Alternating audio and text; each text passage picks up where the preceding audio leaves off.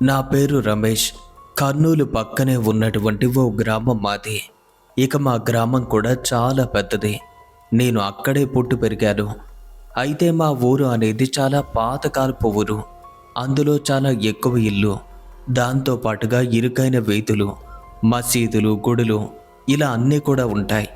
ఇక మా ఊరి గురించి ఎన్నో రకాల కథనాలు కూడా ఉన్నాయి. కానీ నేను వాటిని ఎప్పుడూ నమ్మేవాడిని కాదు. ఇక దెయ్యాలు, భూతాలు విషయానికి వస్తే ఇవన్నీ కూడా మనుషులు క్రియేట్ చేసుకున్నవి అనుకునేవాడిని. కానీ 2017 ఏప్రిల్ 28వ తారీఖు రాత్రి నా జీవితం పూర్తిగా మారిపోయింది. ఆ రోజు బాహుబలి సినిమా రిలీజ్ అయింది. మా ఊళ్ళో అందరూ కూడా ఆ సినిమా గురించే మాట్లాడుకుంటున్నారు. ఇక నా స్నేహితుడు శివ నాతో ఇలా అన్నాడు, రమేష్, సెకండ్ షోకి టికెట్లు బుక్ చేశాను, వస్తావా అన్నాడు. నాకు సెకండ్ షో మూవీలు చూడటం చాలా ఇష్టం. ఇక నో అని చెప్పకుండా ఎగిరి గంతేసుకుంటూ వస్తానని చెప్పేశాను. సరిగ్గా రాత్రి 8:30 నా ఫ్రెండ్ శివ వాడి బైక్ పైన మా ఇంటికైతే వచ్చాడు. త్వరగా రారా, లేట్ అవుతుంది అని బయట నుండి హారన్ కొడుతున్నాడు. ఇక నేను కూడా వెంటనే రెడీ అయ్యి బయటకు వచ్చాను. ఇంతలో మా అమ్మ, రేయ్, ఇంత రాత్రి వేళ ఎక్కడికి రా అని అడిగింది. అమ్మా, ప్రభాస్ అన్న మూవీ రిలీజ్ అయింది కదా, చూడటానికి వెళ్తున్నాను. సెకండ్ షో 12 గంటలకు ఇంటికి వస్తాను అని చెప్పేసరికి ఒక్కసారిగా మా అమ్మ ముఖం మారిపోయింది. రే రమేష్, ఈ ఒక్కరోజు వద్దురా. చాలా రోజుల నుంచి మీకు చెప్పలేదు కానీ నా మనసంతా ఏదోలా ఉంది. ప్రతిరోజు పిచ్చి పిచ్చి కళ్ళు వస్తున్నాయి. ఏదో అశుభం జరగబోతుంది అని నా మనసు కనిపిస్తుందిరా. కావాలంటే రేపు ఉదయాన్నే వెళ్ళు అని చెప్పింది. అమ్మా, నీకు తెలుసు కదా నేను ఇవన్నీ కూడా నమ్మను అని చెప్పి, అయినా ఇలాంటి మూఢనమ్మకాలు ఎందుకు పట్టించుకుంటావు?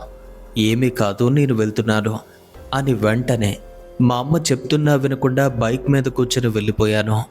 ఇక వెనక్కి తిరిగి చూస్తే మా అమ్మ అక్కడే భయంతో గేట్ దగ్గరే నిలబడి చూస్తుంది. ఇక అక్కడికి వెళ్ళేసరికి సినిమా థియేటర్ చాలా రష్గా ఉంది, అంటే రద్దీగా ఉంది. ఇక అందరూ కూడా మూవీ చూడటానికి వచ్చారు. సినిమా చాలా అద్భుతంగా ఉంది. ప్రభాస్ అన్న యాక్షన్ సీన్లు మా అందరం కూడా థియేటర్లో గట్టిగా అరిచాం, ఎంజాయ్ చేసాం. ఇక సినిమా పూర్తయింది. రాత్రి 12 గంటలు కావస్తుంది. ఇక అక్కడ నుండి మేము బయటకు వచ్చేసరికి 12:15 రే రమేష్, త్వరగా వెళ్దాం రారా, చాలా లేట్ అయింది అని అన్నాడు శివ. ఇక మేము వెంటనే అక్కడి నుండి బయలుదేరడం జరిగింది.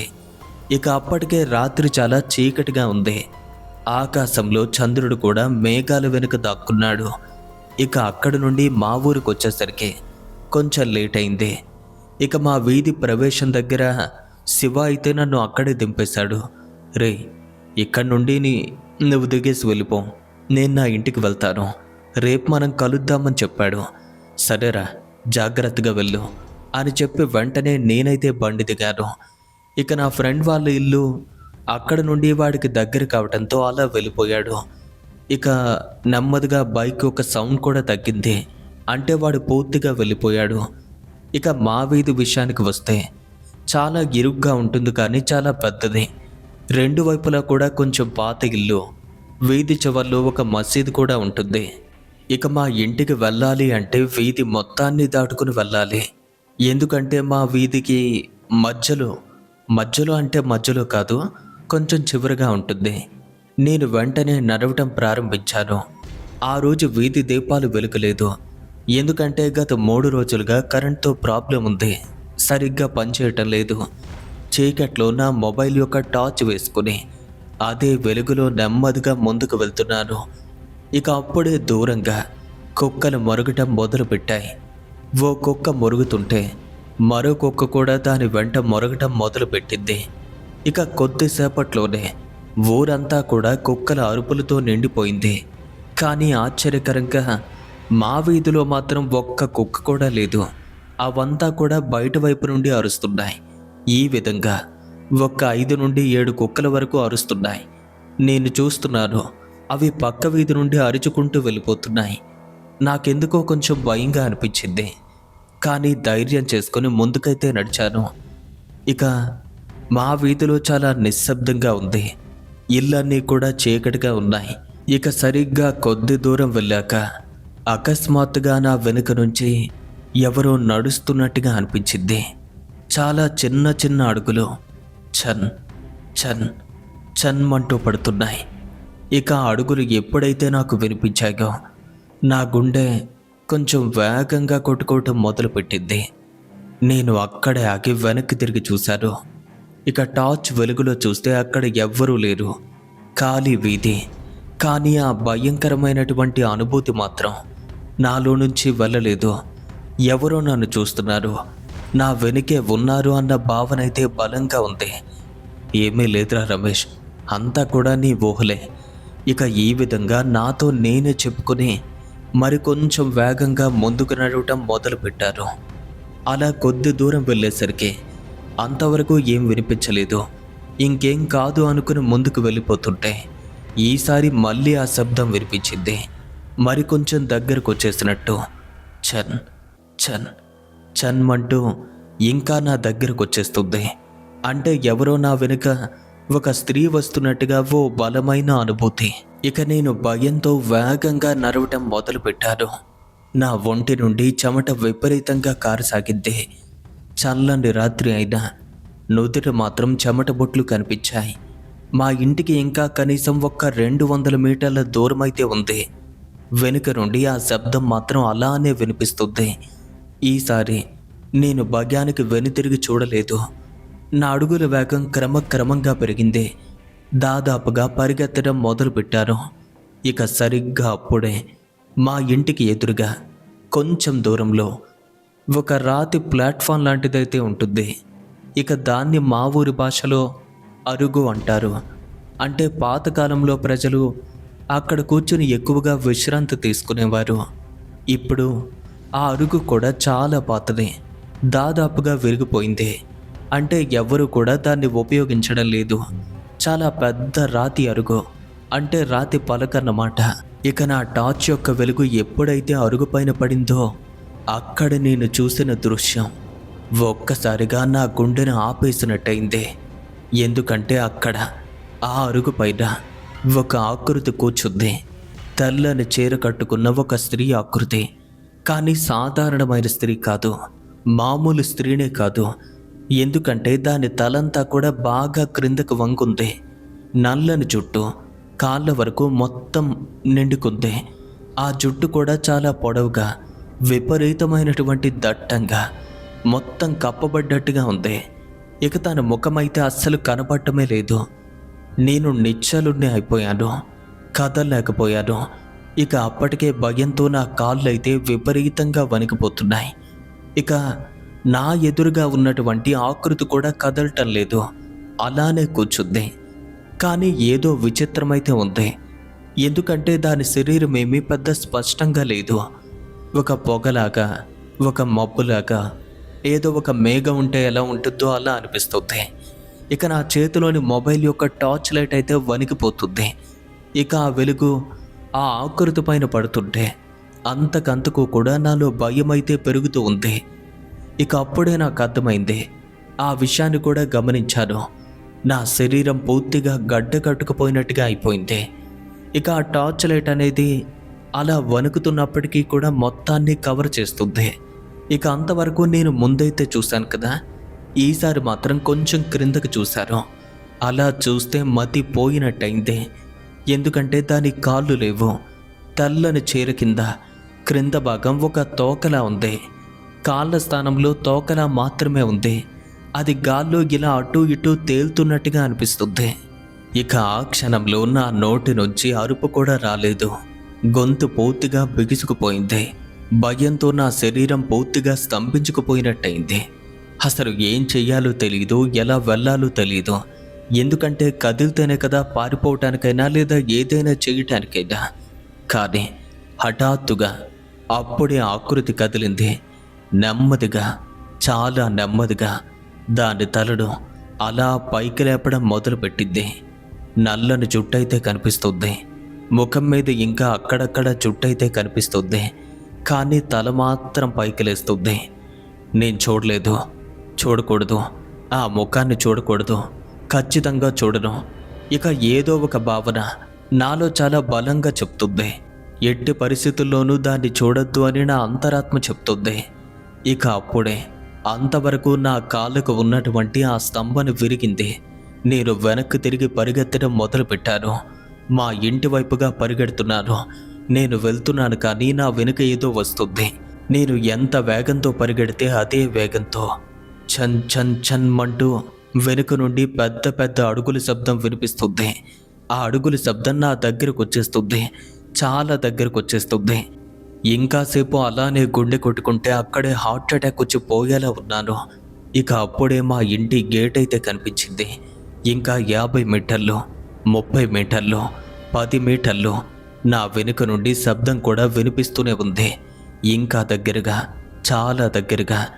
ఒక్కసారిగా నేను గేట్ దగ్గరకు చేరుకున్నాను. గట్టిగా అమ్మా అమ్మా అని అరుస్తూ ఆ గేటును దబా దబా కొట్టడం మొదలుపెట్టాను. ఇక అప్పుడు నేను వెనక్కి తిరిగి చూశాను. అలా చూసేసరికి నిజంగానే నా వెనుక ఆ తెల్లని ఆకృతి అయితే ఉంది, కానీ చాలా దగ్గరకు వచ్చేసింది. సుమారుగా 10 నుండి 12 అడుగులు దూరంలో ఉంది. ఇప్పుడు దాని తల పూర్తిగా పైకే ఉంది, అంటే ఇలా పైకి కనిపిస్తుంది. కానీ ముఖం మాత్రం ఇంకా జుట్టుతోనే కప్పబడి ఉంది.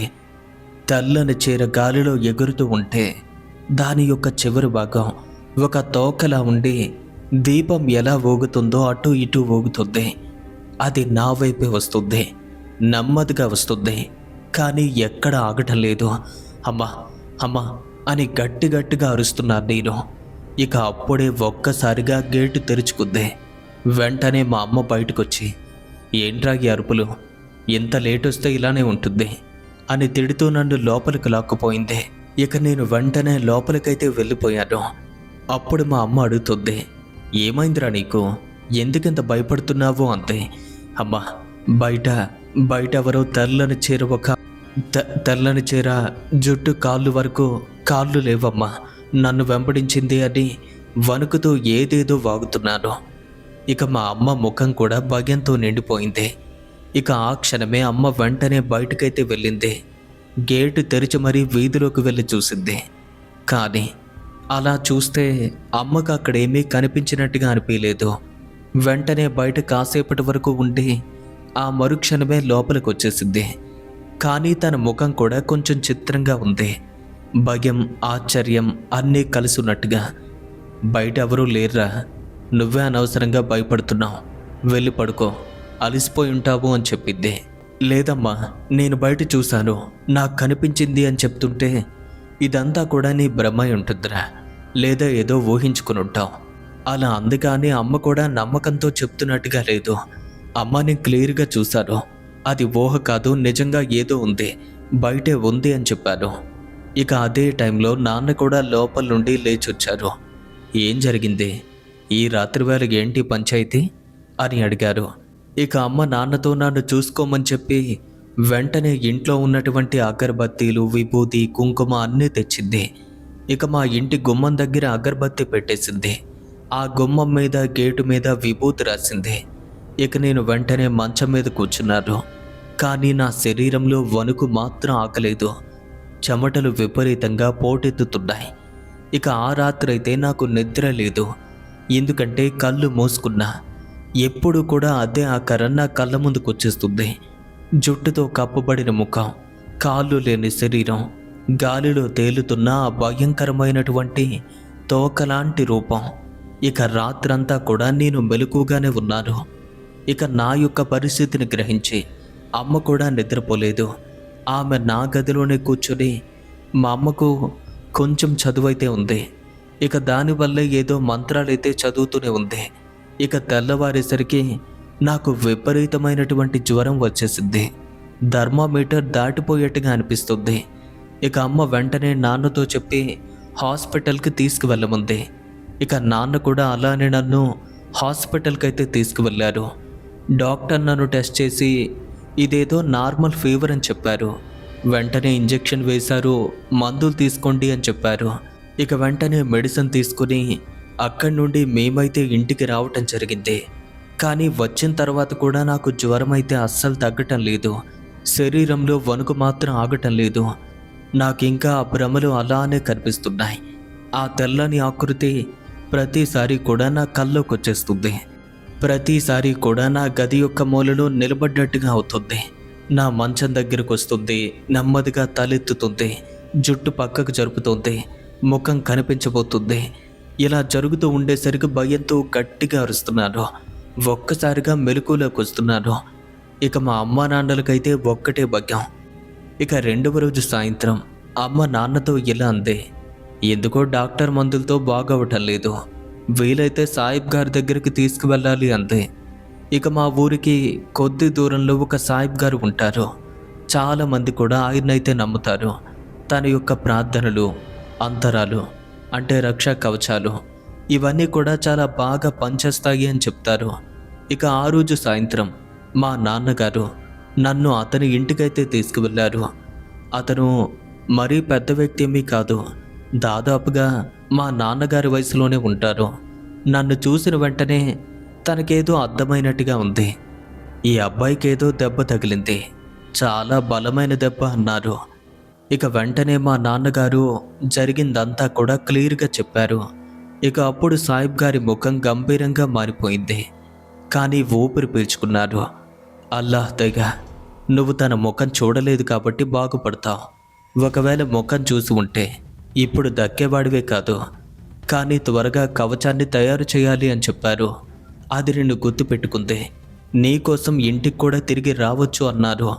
ఇక వెంటనే ఎంతో శ్రద్ధగా ఒక అంతరాన్ని తయారు చేశారు.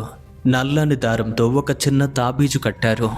దానిలో ఏదో రాసి ఉంది, ముడివేశారు. దీన్ని నువ్వు ఎప్పుడూ కూడా ధరించాలి, ఎట్టి పరిస్థితుల్లోనూ విప్పకూడదు. స్నానం చేసేటప్పుడు కూడా నువ్వు ఒంటిపైనే ఉంచాలి. అలా చెప్పిన మెడలో కట్టారు. ఇక తనకైతే 100 రూపాయలు చేతిలో పెట్టి నాన్నగారు వెంటనే అక్కడి నుండి నన్ను ఇంటికి తీసుకొచ్చారు. ఇక ఇంటికి వచ్చిన తర్వాత నిజంగానే చాలా ప్రశాంతంగా అనిపించింది. ఎందుకంటే తాబీజు వల్ల అది కట్టిన తర్వాత నాకు దాని రూపం కానీ దాని తాలూకు కలడు కానీ ఏవి కూడా రాలేదు. అంతా కూడా మామూలైపోయింది. ఇక కొద్ది రోజుల్లో దాని యొక్క బడిదే పూర్తిగా లేకుండా పోయింది. ఎట్టకేలకు ఆ గండం నుంచి నేనైతే బయటపడ్డాను. ఫ్రెండ్స్, విన్నారు కదా, ఇది మన ఛానల్ సబ్స్క్రైబర్ అయినటువంటి రమేష్ గారు మనతో పాటు షేర్ చేసుకున్నటువంటి ఒక భయంకరమైన యథార్థ సంఘటన. మరి ఈ స్టోరీని విన్న మీ అందరికీ కూడా ఒక్కటే ప్రశ్న, ఒకవేళ మీ ఫ్రెండ్ కూడా ఎవరైనా అర్ధరాత్రి వేళ అలా మూవీకి వెళ్తాము అంటే మీరు వెళ్తారా లేదా? మీ యొక్క ఒపీనియన్ని క్రింద కామెంట్స్లో తెలియచేయండి. అలాగే రమేష్ గారి ఈ సంఘటన మీకు నచ్చినట్టయితే కనుక వెంటనే వీడియోని లైక్ చేసి హైప్ చేయండి. ఇక ఇలాంటి మరిన్ని హారర్ స్టోరీస్ కోసం ఇప్పుడే మన ఛానల్ను సబ్స్క్రైబ్ చేసుకొని, ఒకవేళ మీ జీవితంలో జరిగిన సంఘటనల్ని మనందరితోనూ షేర్ చేసుకోవటానికి మన యొక్క ఇన్స్టాగ్రామ్కి లేదా మన యొక్క మెయిల్కి డైరెక్ట్గా సెండ్ చేయండి. లింక్స్ అనేవి క్రింద ఉన్న డిస్క్రిప్షన్లో ఉన్నాయి. నెక్స్ట్ ఒక థ్రిల్లింగ్ హారర్ స్టోరీతో మళ్ళీ కలుసుకుందాం. అంతవరకు చూస్తూనే ఉండండి.